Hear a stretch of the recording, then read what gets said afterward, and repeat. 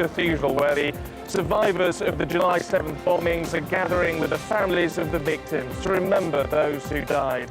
I'll be here throughout the afternoon talking to survivors and those victims' relatives, and I'll also be talking to the Metropolitan Police Chief to ask what today means to him. And the breaking news this lunchtime, David Blunkett at the centre of another political storm, a third job that's not been revealed. We'll be getting the very latest from Westminster. And Roy Keane is gagged by Manchester United. We may hear what Sir Alex Ferguson has to say. A Manchester United news conference is due to take place in Paris shortly. But first, the top stories for you live on Sky News Today. Remembering the dead of the 7th of July. More than 2,000 people are gathering here at St Paul's Cathedral for a service of remembrance and thanksgiving. I'll be live here throughout the afternoon. The latest on the David Blunkett row, that news of a third job. We were getting more reaction from Westminster on the latest questions now surrounding the Work and Pension Secretary. And the royal couple in the Big Apple. Prince Charles and Camilla on their first trip to the United States together, and we'll be there with them live. Live from the Sky News Centre, this is Sky News Today, with Mark Longhurst, Steve Dixon and Ginny Buckley. So let's bring you more on that breaking news from Westminster regarding David Blunkett, the Work and Pension Secretary, with revelations from the Bloomberg News and Business Agency about a third job, as they say, that was actually registered on the Parliament's Register of Members' Interests, earning between £15,000 and £20,000 as an advisor to the Organisation for Research and Technology, which he described as an international charity. Let's get more now with our political editor, Adam Bolton, in Westminster. And Adam, this, I suppose, is the significance. This was actually registered in that members' interests log. Yes, what we're seeing here is a third breach of the guidelines to ministers and to ex-ministers, which say that when they form business links, they should clear those with an independent committee. And basically, the offence is the same, if you like, each time. The sequence of events was that there was a newspaper story suggesting that Mr. Blunkett had formed a business link with a company called Indepen. The chairman of the committee that is meant to oversee these business links, the independent committee, Lord Mayhew, contacted David Blunkett to ask him why he hadn't been consulted on this. There was then an exchange of letters in which at one point Sir Patrick Mayhew, I am told by Mr. Blunkett's office, refers indirectly to this company, saying you ask whether a charity, I should be consulted on a charity. But the point is that Sir Patrick Mayhew wasn't consulted on this charity, as he wasn't consulted on DNA Bioscience, as he wasn't consulted on Indepen. But it should be said that David Blunkett did declare his links with all three of these companies in the Members' Interest Register, which is available to the public on the internet. So it's a question of him not checking these companies out for potential conflicts of interest following the proper procedure where he has made mistakes. Now, there will be those who will say, well, this is another case, another straw on the camel's back. But Mr. Blunkett's office, who I've managed to speak to, they are saying, well, this is all part of the same business, that the same correspondence that's now been seen in Downing Street, and that therefore they regard this as not changing the circumstances or the Prime Minister's view that the matter is closed. Clearly, we are contacting Downing Street to find out if they agree to that, but certainly until this story was published by Bloomberg, I don't think that the general public was aware that there had been a third occasion where Mr. Blunkett took gainful employment, this time with a company called the Organisation for Research and Technology, and didn't follow the procedures which ex-ministers have been told very firmly they have to follow. Adam, Downing Street was saying that the sale of those shares firmly drew a line under the matter. It would seem that this is now wishful thinking on their part. How much more support do you think that David Blunkett is guaranteed by Tony Blair? Because he's pushing the limits, isn't he? Yes, but at the same time, Tony Blair has now put his political capital behind David Blunkett by saying that he can still do his job. And Mr. Blair, in the process, has really reinterpreted the guidelines for ministerial behaviour. He's now saying if the rules are breached, but that the minister can still do his job with credibility, then it's possible, as in David Blunkett's case, that he should continue. Now, that certainly is a line of inquiry that's being pursued by the Conservatives. Because in opposition, Labour were very vehement about Tory ministers who they thought had broken the then rules for ministerial guidelines. And indeed, one of the first things he did on becoming Prime Minister was to say that he would enforce the guidelines more fiercely than the Conservatives had ever done. That was one of Mr. Blair's proudest boasts back in 1997. Seems to have adopted a rather different attitude on this occasion. So the Conservatives are pursuing that, and doubtless the details of whether David Blunkett really has told us everything about his relationships with all these companies in the period between being a cabinet minister again and since he was returned to work and pensions. There are going to be questions in that area as well. Yeah, well, we'll wait and see what number 10 says, of course, later this afternoon. For the moment, Adam, down in Westminster, thanks very much indeed. And from Westminster, let's head to St Paul's. Steve is there for us.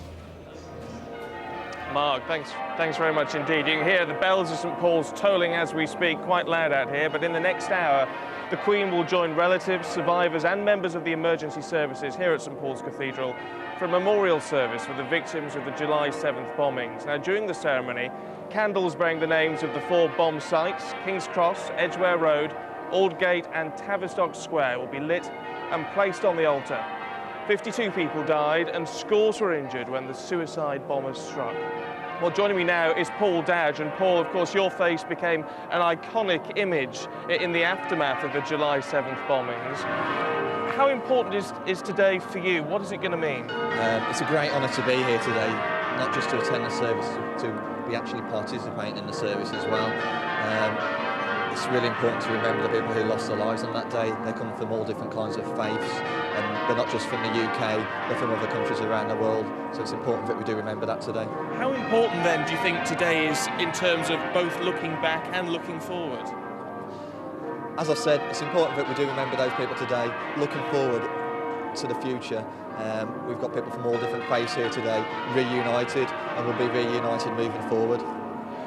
If we look back at that image of you helping a lady across the road, it really showed the horror of what happened on the morning of July 7th. How has that affected you over the last few months on a personal level? It's been quite hard because I was actually in that picture. It's hard to relate it to any kind of heroic deed or it being horrific to some degree. It's good to see that Davinia, the girl in the photos, made a really good recovery. And what about other people who maybe you've been involved with in the aftermath of July 7th? Is there a sense of community now amongst those people who were directly affected? I've not met anybody until literally 5 minutes from speaking to you, and I've just seen somebody in a crowd who I've just gone up to and hugged, and that's just really, really emotional. It wasn't just about Davinia on that day. I dealt with an enormous amount of people, and to see that person's doing well and to actually catch up is really good. Could today then, in that sense, be a turning point, do you think? Definitely moving forward now, if we're able to meet up in the future and share our stories really, and kind of counsel each other, and going forward, that's definitely what we want to do, I think. You see behind you, Paul, some VIP guests arriving. Not quite sure exactly who that is in the back of that car. Clearly a large police presence, as you would expect. How important is it to have? Oh, it's the Archbishop of Canterbury actually arriving.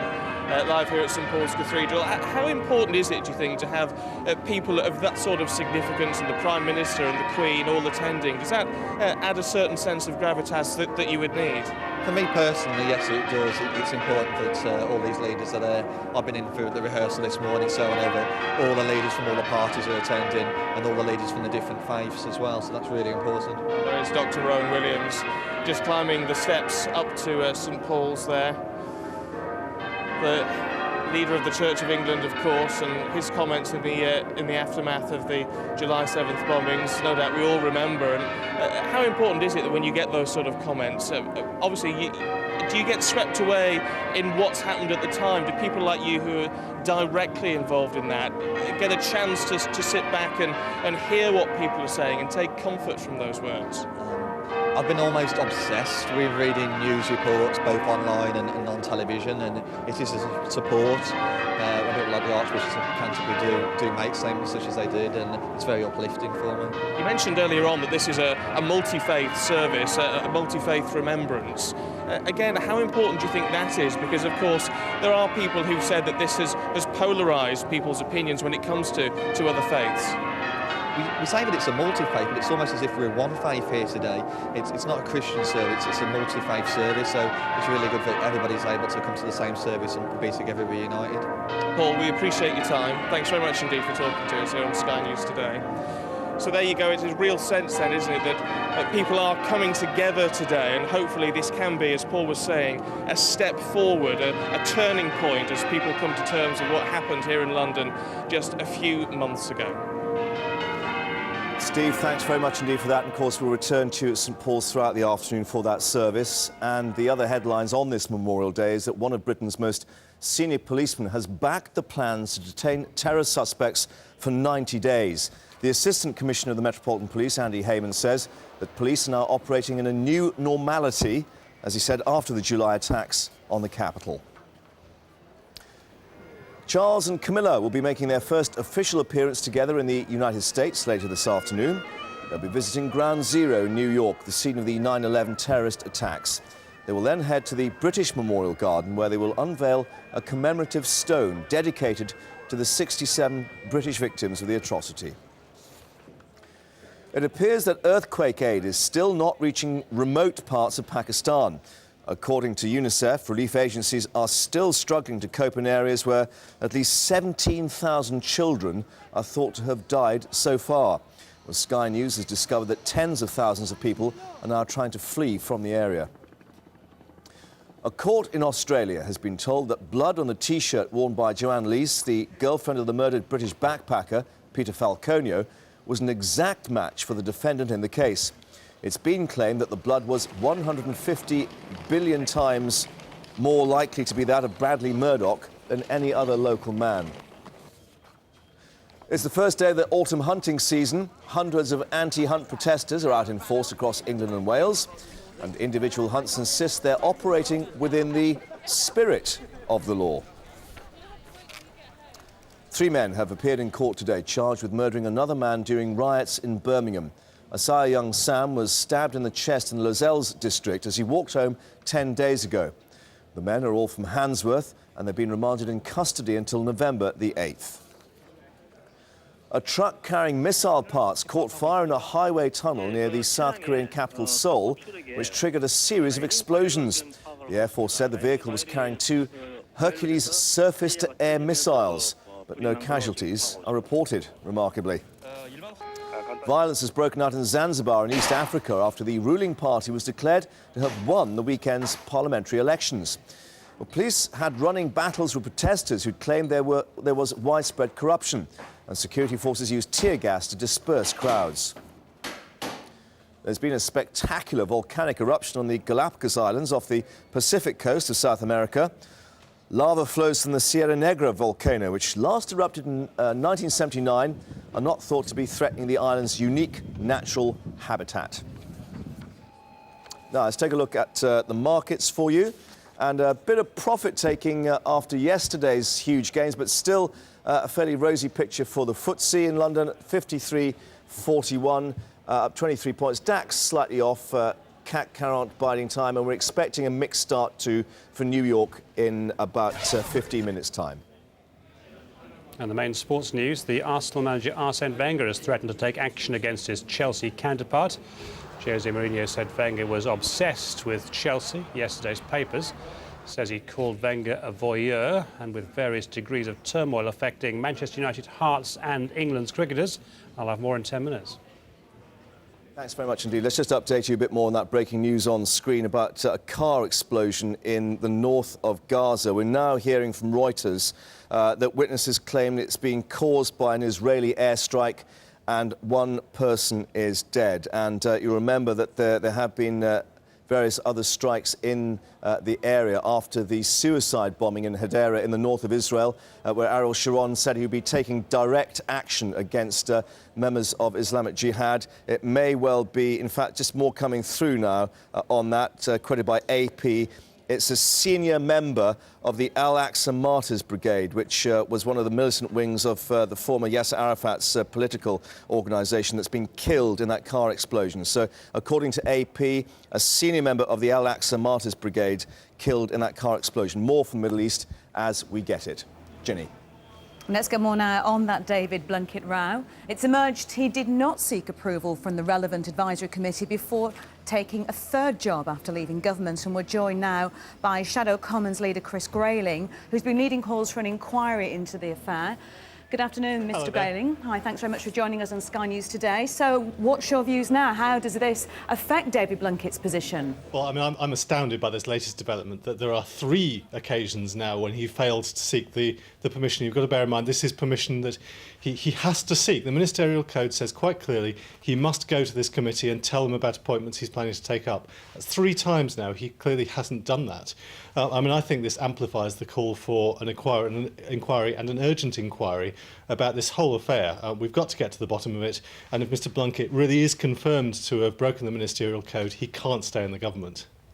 OK, so far you've called for an inquiry, you've suggested that you don't see how he can remain in office, but you haven't called for his resignation. What's your position on that now? Well, my position is straightforward. I think he deserves to at least have these matters looked at properly.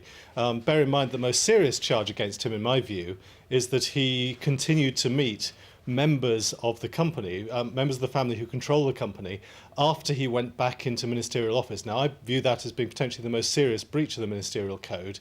Allegations have been made against him by his former girlfriend that he denies. I think that's the central part of an independent inquiry. That's really the most important element of this. But the reality is that when I look at the way Mr. Blunkett is demonstrating a lack of judgment, and has demonstrated a lack of judgment over this, I don't actually see how he can remain within the government. It's fair enough to say there should be an inquiry first, but if the inquiry finds he stepped out of line, at the moment it looks like it would have no choice but to do that, then he has to go. Mr. Grayling, you're not a fan of bureaucracy. You've gone on record saying that many times. At the centre of all this is the Code of Ministerial Conduct. Does it need to be simplified? Would you like to see changes made to it? Well, I think if there are areas that are too complex, areas that people are finding difficult, yes, it should be simplified. But the bottom line is that the Minister of the day always has to deal with the code of conduct that's in place for that time. Whether it's too complicated, whether it needs to be simplified is another issue. The fact is that the rules are the rules when you're there and in office, and Mr. Blunkett should have kept to those rules. So what next for David Blunkett then? What would you like to see happen? Well, it's down to the government, clearly, but I'd like to see Downing Street say this afternoon, OK, we accept there's a major problem here. We will commission an independent inquiry. We'll ask it to report within a few days. And if Mr. Blunkett is found guilty, he'll have to leave the government. That's what should happen. Chris Grayling, thanks very much for joining us here on Sky News. So let's update those top stories for you now on Sky News today with those new allegations that the Work and Pensions Secretary David Blunkett failed to seek advice from the Parliamentary Standards Committee about a third job that he accepted while out of ministerial office. Sky News has spoken to Mr. Blunkett's office in the past few minutes. Now, they maintain that the new allegation does not affect the Prime Minister's assertion that the matter was closed, although Downing Street has yet to comment. And in the past few minutes here on Sky News, Chris Grayling for the Conservatives said it may be now time for him to consider stepping down. And in the next hour, the Queen will join relatives, survivors and members of the emergency services at St Paul's Cathedral for a memorial service for the victims of the July the 7th London bombings. And hundreds of anti-hunt protesters are out in force across England and Wales today because it's the first day of the hunting season. Individual hunts insist they're operating within the spirit of the law. And of course you can get full details of all the top stories and many others on Sky News Active. 8 screens of information for you to choose from. Simply press the red button on your digital remote control. And don't forget your emails, news@sky.com. You can text us too on 84501. I'm sure you've got a view on the latest David Blunkett allegations. Do you believe now it is actually time for him to go? Over now to Steve at St Paul's Cathedral for an update on what's happening there. Yeah, Ginny, thanks very much indeed. And here at St Paul's, guests are beginning to arrive to join the Queen and the Prime Minister for that memorial service to those who died in the bombings of July 7th here in London. Amongst them, the Metropolitan Police Commissioner, Sir Ian Blair, who joins me now. Thanks for your time this afternoon. How did the bombings of July 7th affect the Metropolitan Police, the way you operate and the way you think about things now? Well, I think we are in a new normality after July the 7th and 21st. The threat of international terrorism without warning, mass atrocity is here. That is a huge difference. But I think today is different. I mean, our thoughts today are reflection, sadness, admiration for courage, both of the survivors and of those that went to help them. In that sense then, how important is the service going to be to our officers? Because there is a balance, isn't there? There's the acknowledgement of the tremendous response in the immediate aftermath of the bombings. And how do you balance that then with some criticism, as there has been, of the investigation later on? Well, I don't think there's been much criticism of the investigation of 7th of July or the 21st of July. There are other matters that lie outside that. But I mean, for our officers and for the many other members of the Team London emergency services, today is a day where we remember the scenes that were seen, the people that were killed, the people who are terribly injured, and those that grieve for them. As I say, it's a time for reflection, and it's not about those that helped, it's about those that died and those that suffered. But also some of the survivors and people caught up in the whole events that we've been talking to today have said it is important that this is a stepping stone, if you like, a turning point where people can now start to look to the future. And bearing that in mind, as people consider your investigation to looking for the people behind this, how much confidence can Londoners have, indeed Britons right across the country, that they are more secure now than they were 6 months ago? Well, I don't think we can give that assurance. I mean, I've said before that the fact that these two attempts have been made makes it more rather than less likely that other attempts will be made. But what we can say is that the intelligence services and the police have learnt an enormous amount from what happened in July, and we continue to work very closely, and our determination is to find those behind all of these events and to prevent other people carrying any more out. And to that way, one of the things we do is to work very closely with the communities from whom these bombers sprang, and that's another part of the work as well. And is there a sense then that you feel the sense of importance here, that it is a multi-faith, multi-community event here today? I can think of no better words than those of the Chief Rabbi, that there are hundreds of languages spoken in London, but there's one universal language, the language of tears. That's what he said on the 8th of July, and he was absolutely right. So Ian Blair, we appreciate your time. Thanks very much indeed. And so there you go, a real sense of determination that we have to stand together in this, as Sir Ian Blair was saying, the investigations continue, but also reflecting on the thought that this is a time to look back, to remember those who've died and to give comfort and support to their families as they carry on their lives. And if you've got any thoughts, perhaps, any reflections on the events of July 7th and the events of today, maybe you'd like to send them through, news@sky.com, or you can text us, of course, 84501. Steve, thanks very much indeed for that. Of course, back to Steve throughout the afternoon at St Paul's. But let's just update you now on that breaking news we were getting from Gaza in the Middle East. In terms of the Jabalia refugee camp, we're now being told the Israeli airstrike on a car there actually killed 2 Palestinians and wounded 3 others, including what appears to be a very senior figure. Yeah, one of the dead men has been identified as Hassan Madoun, a senior member of Al-Qaeda, an offshoot of the Palestinian leaders' movement. 3 people also, we're hearing, have been wounded in the strike, and that's according to AP. Yes, more on that, of course, as we get indeed. Hassan Madoun, one of the senior members of the Al-Aqsa Martyrs Brigade, of course, associated with Fatah, which was set up by Yasser Arafat, but now politically linked to Mahmoud Abbas. So clearly Ariel Sharon, in terms of his warning to the militants, indicating that he is prepared to take this direct action. We'll get response from the Middle East as we get more on that. Also coming up on Sky News today, all that bad news for David Blunkett again. We'll have the latest on his business dealings. And nature unleashed. Why, one of the Galapagos Islands is definitely off the tourist trail. Does look very exciting, though, doesn't it? And the Romanov dynasty. But will it bring cheer to Scottish hearts?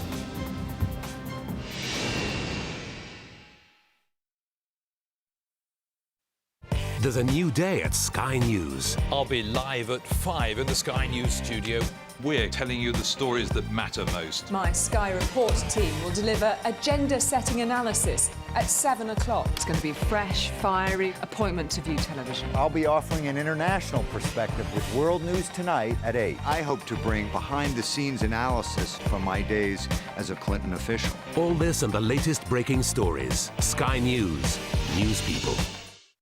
Cashy Original, with 7 different whole grains. Nothing added, but a touch of sunshine, a splash of rain, and a box, of course. And there's Cashy Honey, for those who like something sweeter. Cashy, the 7 whole grain company.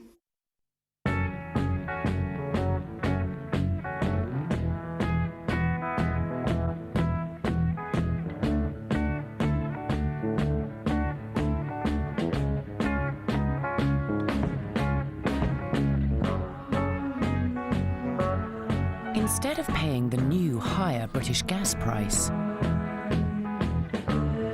you could pay their old, lower cash cheque price, frozen until 2007 with npower.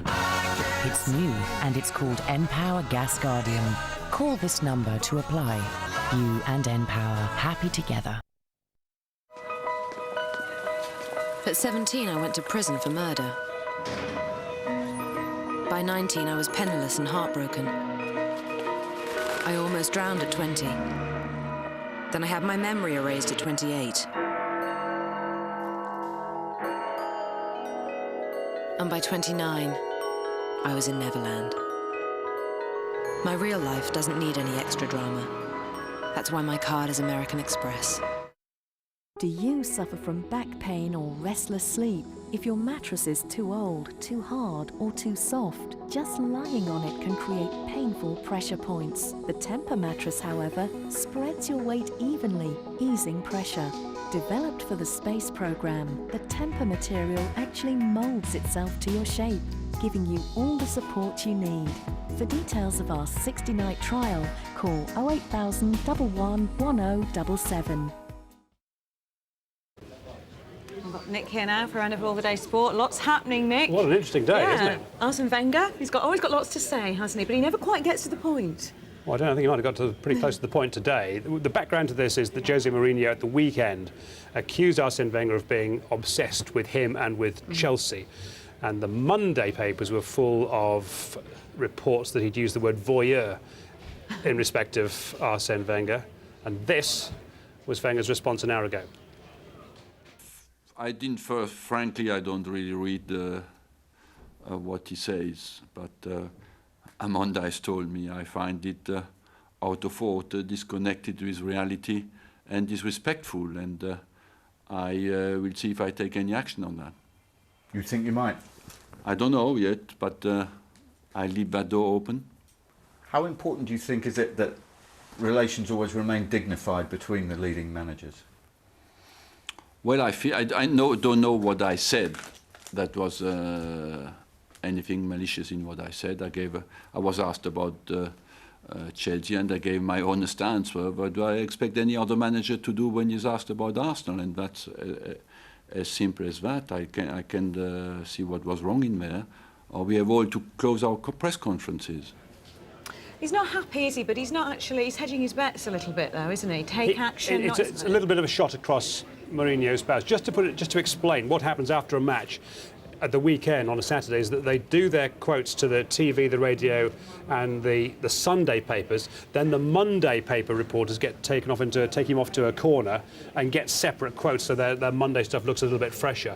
And it's those Monday reporters who reported the voyeur quote, which I think is the one that's really upset Wenger. Well, that's why we don't have. That's why we haven't heard Mourinho say that. But I'm in no doubt that that word was used. That we haven't been able. We can't actually show it to you. Well, one man we might be getting quotes from, but not about the subject we want to talk about. Fergie's been talking, hasn't he? But I bet not about Keane. No, that's right. Sir Alex Ferguson holding press conference in the last few minutes. They flew today, Fergie and his team, to France for the Champions League game against Lille, which is tomorrow. All this in the wake of an interview that Roy Keane gave to the club's own TV station, MUTV, in which he criticised some of his own teammates in quite stark terms.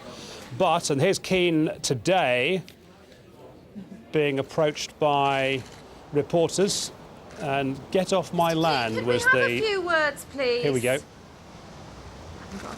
No, Shirley, do you want to grab the mic? Reporters asking if he'd talk.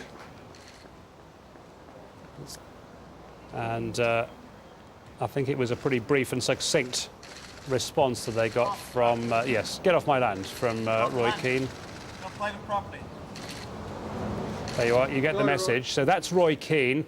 Fergie has been talking about the interview that he gave, or rather not talking about that. He was certainly asked about that at this Champions League press conference in Paris a few minutes ago.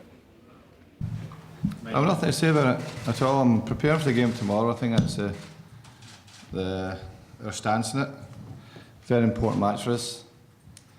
And I think we're going to need all our concentration and preparation to make sure we get the result we want. And he was alongside John O'Shea this afternoon at that press conference. Let's hear what the Irish defender had to say. Well, you just have to get on with it. It's part and parcel of being a Manchester United player. Ever since I got into the first team, there's been so much criticism of certain players, the teams, individuals, but that's what you have to take, being part of such a successful club. Do you think we can read anything into the fact that it was John O'Shea sat next to him there? Because, of course, he is one of the players that allegedly Keane criticised in this programme. Hard to know. I think what's going to be fascinating is to see what happens on the pitch tomorrow night, because they drew against Lille, this not very strong French side at Old Trafford. They lost 4-1 at Middlesbrough. And as I've been making the point today, we know that Fergie's regime is coming to its end at some point over the next year and a half, and it's very easy, even for a great manager like him, to find that the momentum towards his departure grows so strongly that much quicker than you might think, he could be under real serious pressure. He isn't yet, but it could happen quite quickly. In many ways, you can't blame them for pulling the interview, can they? Because it's a club-owned football channel. It belongs to the club, and it's a good PR exercise. No one is in the least surprised that was pulled. The only surprising thing is that Roy Keane was even put up to do that, because the outcome was predictable, because we know how feisty Roy Keane is. Let me just move on to talk about Hearts, because it's been such a busy day today, and the younger Romanov, this is Roman, arrived today for a much-awaited press conference after his father Vladimir, the man who owns most of the club now, got rid of the chairman George Fawkes and the chief exec Phil Anderson. The younger man has both jobs, at least for now, and has this to say about the needs of a chief executive and the chairman. Everybody has his opinion. I wasn't surprised. He expressed his view very clearly. Other members of the board had their view, so everybody has an opinion. His view on George Fawkes, the departing chairman, but Phil Anderson has gone as well, though there's a widespread feeling in Scotland that he has done a good job as chief executive. It makes you wonder what they expect of a chief executive. Well, as I already said, that we're looking for, he filled a lot of areas, but didn't fill them all. So we're looking for a man who will, for a person who will be stronger in business and financial aspects of it. Quickly through what else is happening. Champions League action tonight features Liverpool and Chelsea in Group G. If both win, both will be into the next phase, the knockout phase. Rangers aren't quite so far advanced yet, but nonetheless in Group H, a win for them in Slovakia against Artmedia Bratislava would give them a very decent chance of progress. On a quieter day, the headlines might be made by England's cricketers, who are in danger of defeat in their first match in Pakistan. They closed day 2 against the Patrons 11 on 39 for 6. I'll say that again, 39 for 6, England in their first match. Earlier, the bowlers were in good form, dismissing the home team for 211. And I'm afraid the captain, Michael Vaughan, had another unsuccessful day with the bat. Single figures yesterday and LBW for naught today as the wickets tumbled.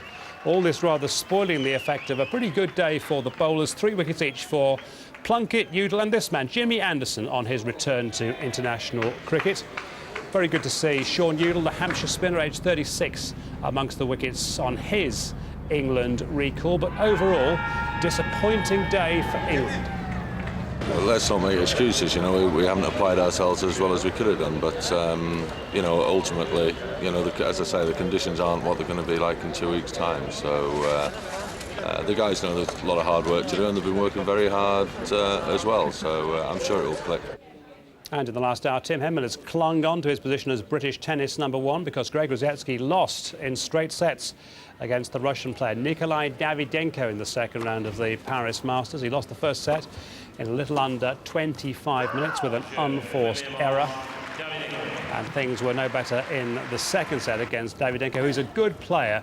Victory here would have meant that Rosiecki overtook Henman in the rankings and became British #1. But he lost 6-2, 6-2. Keep you in touch with a busy sporting day as the afternoon progresses. Well, thanks, Nick. Well, lots of wars of words there happening in the Premiership. Don't forget to let us know what you think. We like to hear your views. And also your view on David Blunkett. Lots of those coming into the programme this afternoon. The address is news@sky.com. Or, of course, you can text us, 84501. And if you've got a mobile phone that can send videos, why not send us one of those? Over now, though, to Mark for a roundup of the day's news. Mark. Ginny, thanks. It was only a few weeks, of course, ago we were saying the Premiership was so dull. How times change. Now, let's update you on the other news stories this afternoon with new allegations that the Work and Pensions Secretary, David Blunkett, failed to seek advice from the Parliamentary Standards Committee about a third job he accepted while out of office. Sky News has spoken to Mr Blunkett's office in the past half hour. Now, they maintain that the new allegation does not affect the Prime Minister's assertion that the matter was closed, although Downing Street has yet to comment in any detail.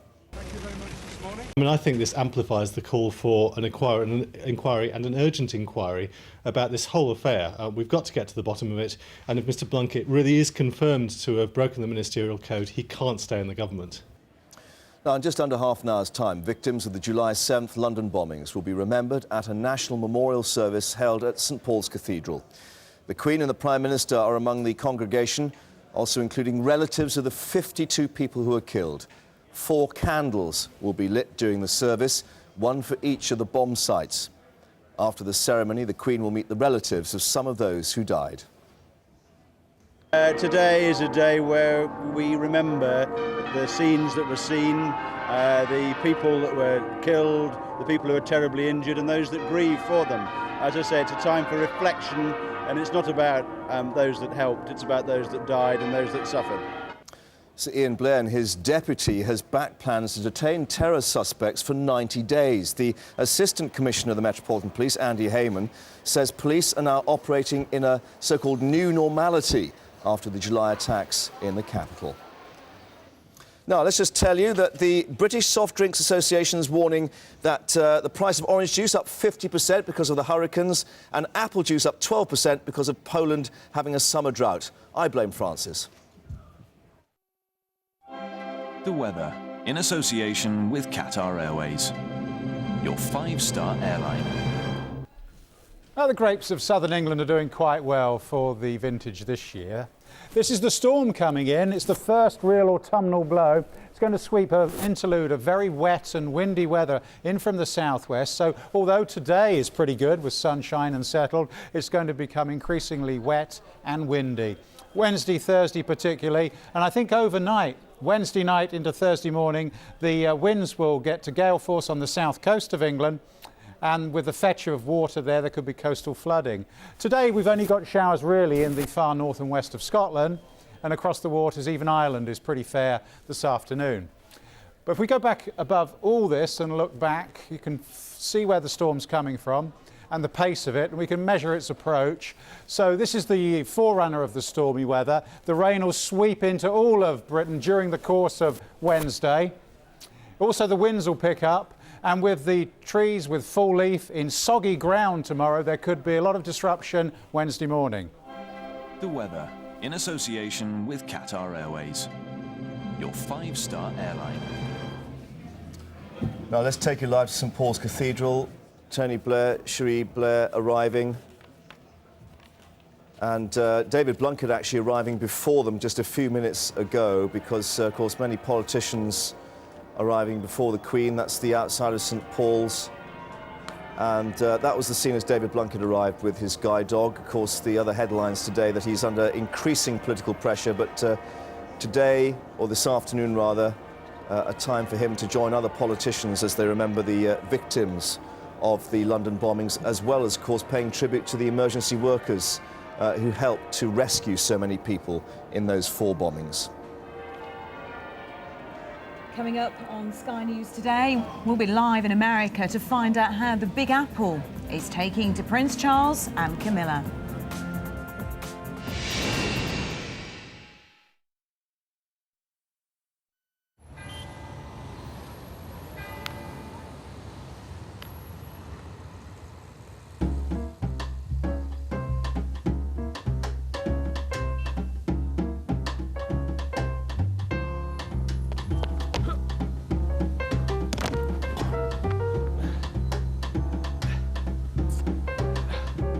Dark, milk, smooth, textured. New Galaxy promises, different every time. The big game. The one you can't afford to lose. Emotions run high and run low. You just believe. For each down, there'll be an up. And even when events turn against you, there is always hope. Bloomberg Interactive Television lets you create your own personalised portfolio, monitor share prices and follow the markets on Sky Digital. Fact. Kitchen grease happens. So does bathroom scum. But now new Dettol Multi-Action 4-in-1 gets rid of grease better than the #1 selling kitchen cleaner. And the top bathroom cleaner can't beat it either. And as it's Dettol, it kills 99.9% of bacteria, leaving your home fresh and clean. New Multi-Action 4-in-1 from Dettol.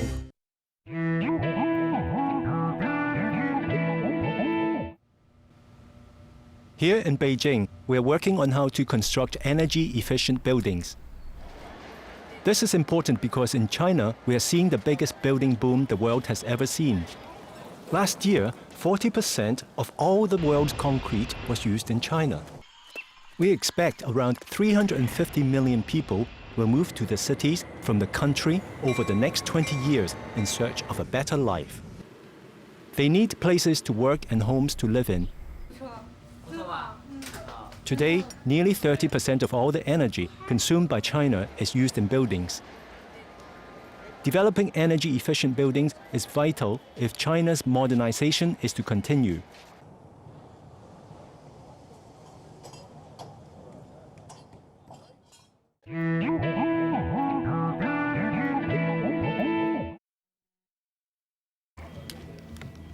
Well, it's not just in London where the victims of the July bombings are being remembered. Yes, later this afternoon, Prince Charles and the Duchess of Cornwall will be visiting the New York Garden dedicated to the British victims of the 9/11 bombings in Manhattan. Sky's Catherine Whitty is there and joins us live. Catherine, what's happening over there? Americans apparently not too interested in the visit. Are you feeling that? Well, there is certainly profound apathy among the people I've spoken to about Charles and Camilla. I'll just show you some of the headlines from this morning. The New York Times here doesn't mention the visit at all. And we have the Daily News as well, which has a small piece on page 20, so not that much coverage. However, there is something in the New York Post here, the Royals Glam Offensive. Hold on, there we go. And just on the side, you can see a column by Andrea Pisa, and she says she's a Camilla fan. That's very unusual, and she joins me now. Andrea, most people don't really like Camilla. What do you think's special about her? Well, I don't know. She waited 35 years. How many of us would wait 35 years for any man, even especially Charles? And you know, she got her man, and on top of that, she really, really, really is trying. She's got dressers and makeup people. She looks fabulous. She didn't look so good maybe a decade ago, but now she looks fantastic. I'm willing to give her a chance. She had her teeth fixed, which, as you may know, is very big in America. And she's really trying to make us like her. I think we have to give her a chance. They've got 8 days to prove themselves. What do you think of their tour, including Washington, New Orleans now, and San Francisco? Do you think they're going to make an impact?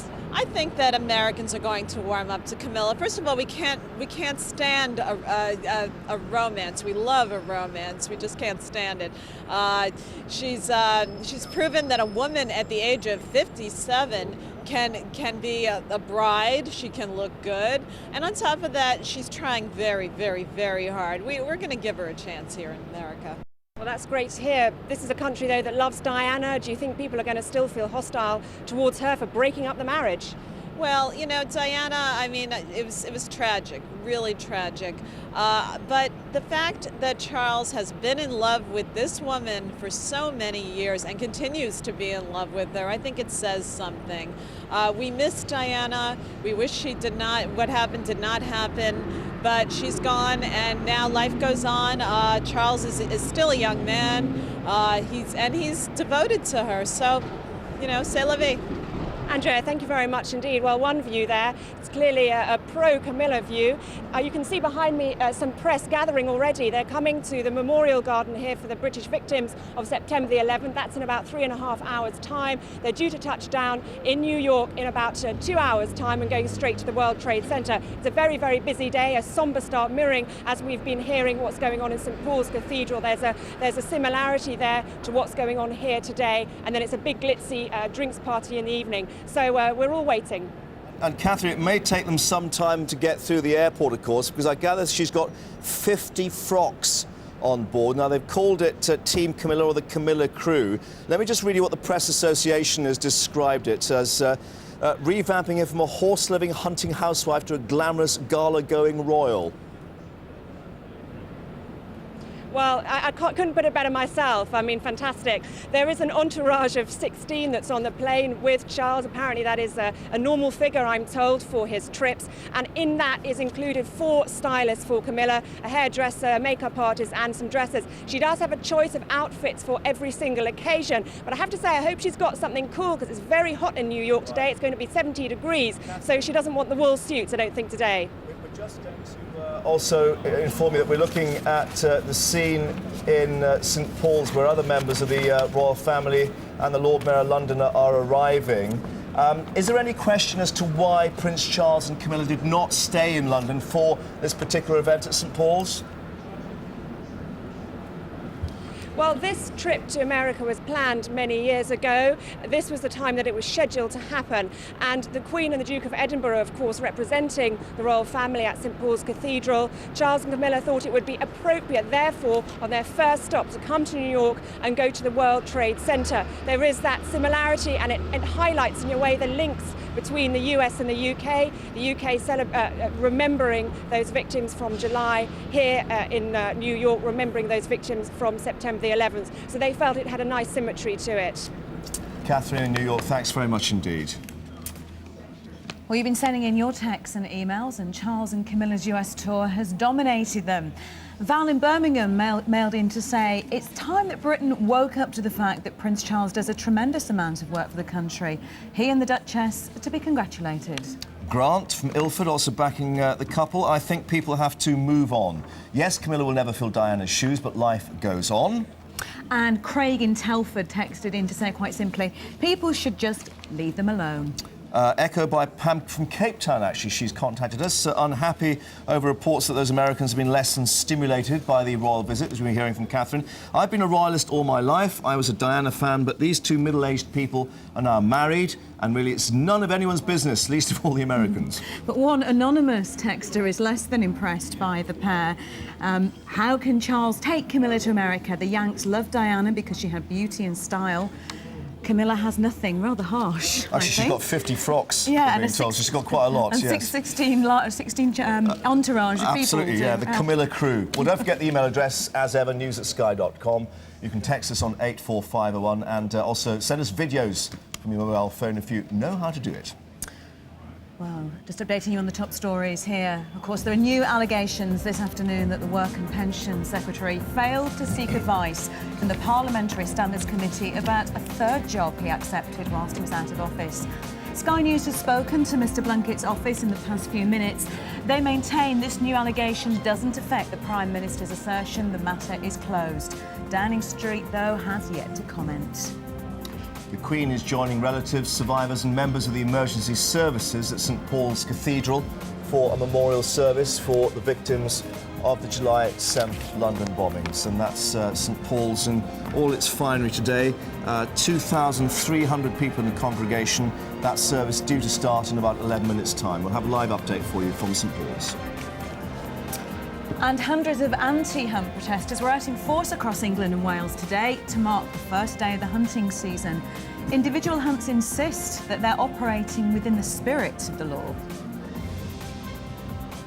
Let's just remind you all the latest on the memorial. The live picture there, top right-hand corner on Sky News Active. 8 screens available for you, including more on our top story with Adam there. Just press the red button to access all 8 screens.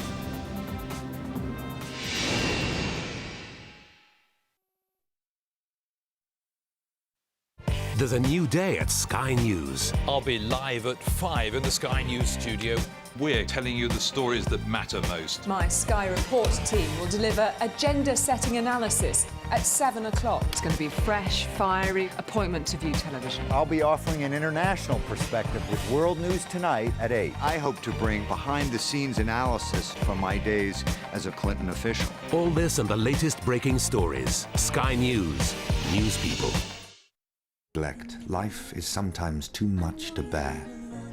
But if you donate £2 a month to the NSPCC, you can help stop the abuse and heal their pain. Visit our website and give £2 a month to the NSPCC.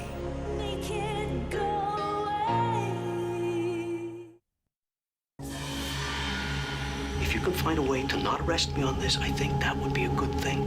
I can't make that deal. No, that's free. Put a snake inside your locked car. Can I get a conviction? I don't want to see another black kid from the ghetto make a big mistake. I won't just haunt you. I will hunt you. I will hurt you.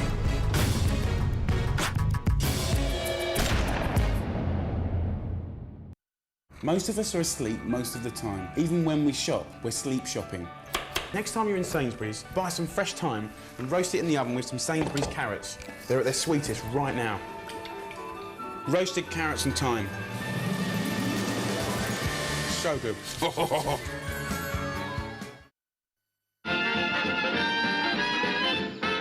Is this a help desk? Yes. We need some help. With what? It's our prototype? Forget prototypes. How do we test our new design? Virtual simulations, on-demand supercomputing. We're a small company. That sounds expensive. It's not. That's expensive. Yeah, that is expensive. Hey, can we get a ride somewhere? Please call 0800 32 32 31 now and give £2 a month to the NSPCC. Thank you. Tonight at 5, London bombings memorial. As the nation remembers the victims, we'll look at the impact 7/7 has had on the capital. On Live at 5 with me, Jeremy Thompson. But time now for an update on the business with Michael down at the Stock Exchange. And the wise say invest in bricks and mortar. They seem to be right yet again, Michael. Yeah, it looks, Mark. House prices rebounded in October after summer in the doldrums, according to the Nationwide. Prices up by 1.3% in the month over the last year, as held prices up by 3.3%. That's the fastest pace for 15 months. But the Nationwide says it's too early to say whether or not the rebound will turn into a trend. Britain's manufacturers are seeing their recovery continue. They are still shedding jobs and keeping costs competitive. positive. The Chartered Institute for Purchasing and Supply says manufacturing production has expanded for the 5th month in a row.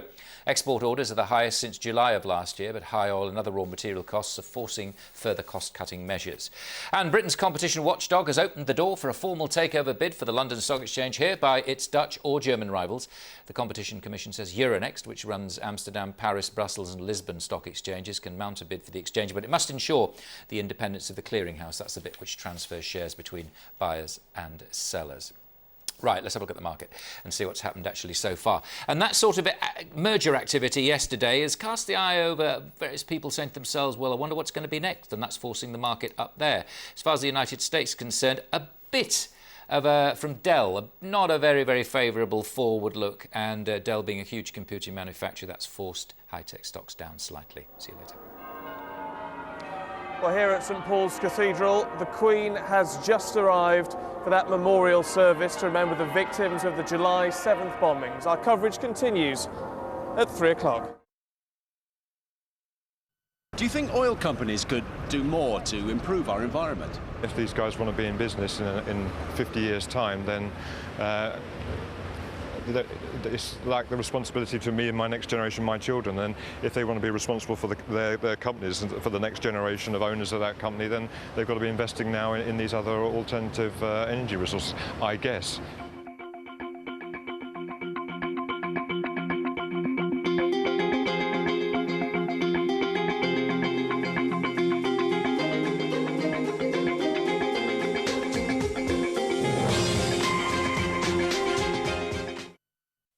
If you need to borrow money, then you should talk to specialists. Someone who's on your side, who acts for you. Like Lisa at loans.co.uk. Hi, Phil. This nice couple were paying over £1,000 every month on their unsecured credit agreements. Could you help them? Yes, even though they've been turned down in the past. We can reduce the customer's monthly outgoings by up to 50% every month. So they're happy? Very, very happy. We arranged a loan to clear their previous debts, and they get a 5-month break before they have to start making repayments. Happy days. If you're a homeowner and you need a loan, call loans.co.uk on 0800 856 7031. Boss Skin. The new skincare range.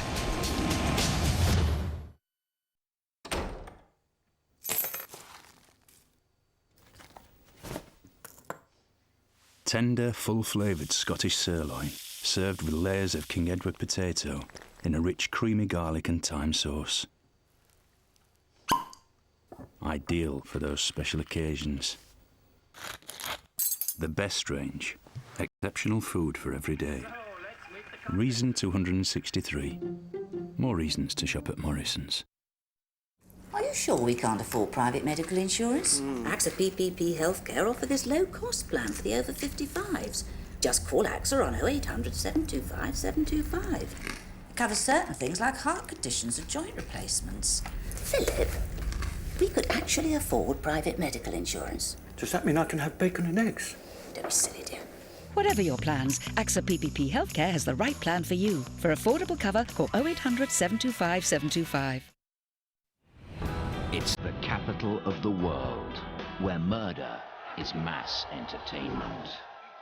Prostitution is legal and taxed. In a brand new series, we reveal what life was really like in the city of the world's original superpower. I'll show you how the Romans changed human history forever. When it comes to modern excess, all roads lead to Rome. Life and Death in Rome, next Tuesday at 10 on Sky 3. Coming up here on Sky News today, more coverage from St Paul's Cathedral, where the Queen has just arrived for that service to remember those who died in the bombings of July 7th. And resignation call. Can David Blunkett survive the latest allegations about his business life? And Keane silenced. Sir Alex silent. We'll have the latest on Manchester United's troubles. But first, here's the weather with Francis. The weather, in association with Qatar Airways, your 5-star airline. Storm coming in the Atlantic. There's the archetypal swirl. It looks like we're in for a very wet, windy interlude of weather. Wednesday wet, Thursday, wet at times, very strong winds. I think Thursday morning, gales into the south coast of England. Today we had lots of sunshine, a beautiful day really. You can see that there are 1 or 2 showers in Scotland still. It looks like, though, it's a fine end to the day for many of us. And I think probably tonight it'll be a bit cool, but all the time out to the west, there's cloud and rain approaching. At the moment, though, just a few showers around and nothing much. So above all this, we can search for the forerunner of the storm. It's this belt of very wet and windy weather that will sweep in across Britain during the night. Thursday morning, though, that's when the gales hit the south of England. Trees down, could be disruption to travel. The weather, in association with Qatar Airways, your 5-star airline.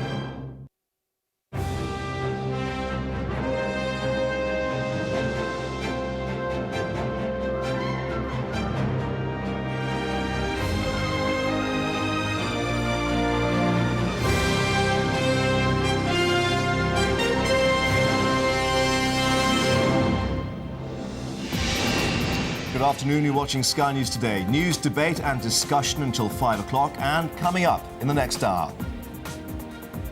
Live coverage from here at St Paul's, where the Queen has joined survivors of the London bombings to remember those who were killed on July 7th. I'll have reaction to the memorial service right through the afternoon. Also ahead, more questions for David Blunkett. We'll have the latest from Westminster. And nothing to say. Sir Alex keeps mum about Roy Keane's censored comments. But first, all the top stories live on Sky News Today. Remembering the dead of the 7th of July. The service of remembrance and thanksgiving is just getting underway here at St Paul's Cathedral. We'll have live coverage right through the afternoon. The David Blunkett row, news of a third job. We'll get the latest from Westminster on the new questions surrounding the Work and Pension Secretary. And the royal couple in the Big Apple, Prince Charles and Camilla, on their first trip to the US together. We're there live. Live from the Sky News Centre, this is Sky News Today, with Mark Longhurst, Steve Dixon and Ginny Buckley.